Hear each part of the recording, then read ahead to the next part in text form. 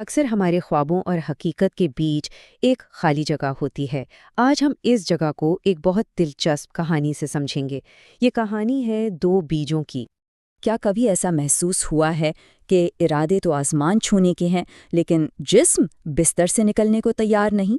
کہ ہم چاہتے تو بہت کچھ ہیں لیکن سستی آگے آ جاتی ہے؟ اگر اس احساس سے واقف ہیں تو یہ کہانی بالکل ٹھیک جگہ پہنچی ہے۔ تو چلیے شروع کرتے ہیں۔ ہماری کہانی کا مرکزی کردار ہے عامر۔ عامر ایک 25 سالہ نوجوان جس کے دماغ میں بڑے بڑے خواب پلتے ہیں۔ اس کا مقصد گاؤں کا سب سے امیر کسان بننا، مگر ایک چھوٹی سی عادت ہے جو ہر خواب کے آگے دیوار بن جاتی ہے، ہر کام کو کل پر ٹال دینا۔ لیکن پھر جیسا کہ اکثر کہانیوں میں ہوتا ہے، ایک دن سب کچھ بدلنے والا تھا۔ عامر کے ایک دانا چچا اس سے ملنے آئے اور اس کے سامنے ایک عجیب سا انتخاب رکھ دیا۔ تو چچا گاؤں پہنچتے ہیں اور سیدھا عامر کے کھیت کا رخ کرتے ہیں۔ وہاں جا کر کیا دیکھتے ہیں؟ ایک بالکل خالی بنجر زمین۔ انہیں فوراً اندازہ ہو جاتا ہے کہ اس زمین میں تو سونا اگانے کی صلاحیت ہے، لیکن یہ تو بیکار پڑی ہوئی ہے۔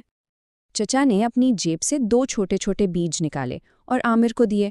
انہوں نے بتایا کہ یہ کوئی عام بیج نہیں ہے، ایک تھا خواہش کا بیج۔ اگر اسے روز پانی دو، خیال رکھو تو اس سے ایک شاندار درخت اگے گا جو دولت بھی دے گا اور سایہ بھی۔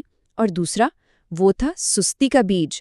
اسے کچھ کرنے کی ضرورت نہیں، یہ اپنے آپ پھیلے گا اور ہر چیز کو برباد کر دے گا۔ اور پھر انہوں نے وہ بات کہی جو اس کہانی کا اصل مرکز ہے۔ انہوں نے کہا، بیٹا، خواہش ایک ننھے سے بیج جیسی ہوتی ہے، اسے پرورش چاہیے، لیکن سستی تو جنگل کی آگ کی طرح ہے، اسے بس پھیلنے کے لیے جگہ چاہیے ہوتی ہے، وہ خود بخود بڑھتی ہے۔ سوچنے والی بات ہے نا، ایک چیز محنت مانگتی ہے اور دوسری بس ہماری غفلت۔ تو عامر کے سامنے اب 2 راستے تھے۔ اس نے کیا کیا؟ آئیے دیکھتے ہیں کہ اس کی کل کریں گے والی عادت کا انجام کیا ہوا۔ دیکھیں، غفلت ہمیشہ آہستہ آہستہ آتی ہے۔ پہلے دن عامر نے سوچا، اوف، آج بہت تھک گیا ہوں، کل لگاؤں گا اس بیج کو۔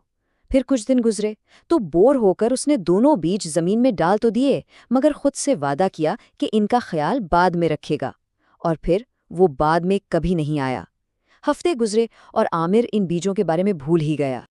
اور پھر ایک دن حقیقت نے عامر کے دروازے پر دستک دی۔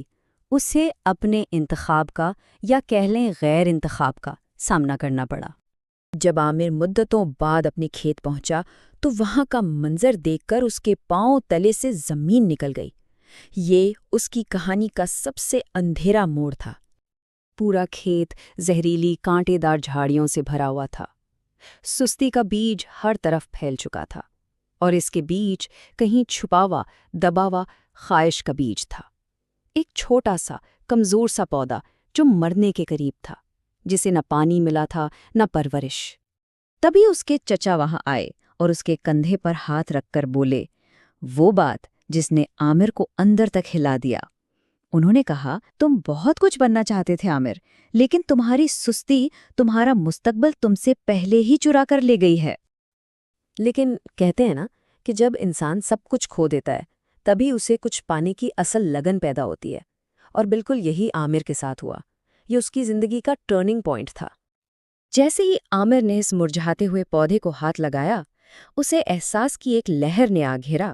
اسے سمجھ آ گیا کہ خواب دیکھنا کافی نہیں ہوتا، خوابوں کو زندہ رکھنے کے لیے روز انہیں عمل کے پانی سے سینچنا پڑتا ہے۔ یہ ایک سبق تھا جو اس کی پوری زندگی بدلنے والا تھا۔ اس احساس نے عامر کو ایک نیا انسان بنا دیا۔ اب وہ صبح سورج نکلنے سے پہلے جاگتا، اپنے ہاتھوں سے ایک ایک کر کے اس نے وہ ساری جھاڑیاں اکھاڑ پھینکی۔ وہ روز اپنے خواہش کے پودے کو پانی دیتا اور اس کی ایسی دیکھ بھال کرتا جیسے وہ اس کی اپنی زندگی ہو۔ اور محنت کبھی رائے گاہ نہیں جاتی۔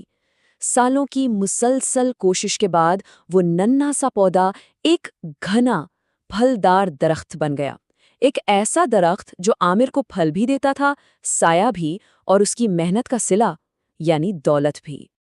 تو عامر کی کہانی تو یہاں پوری ہوئی، لیکن اب اس کہانی سے نکل کر ذرا اپنی زندگیوں میں جھانک کر دیکھتے ہیں، کیونکہ یہ انتخاب ہم سب کو روز کرنا پڑتا ہے۔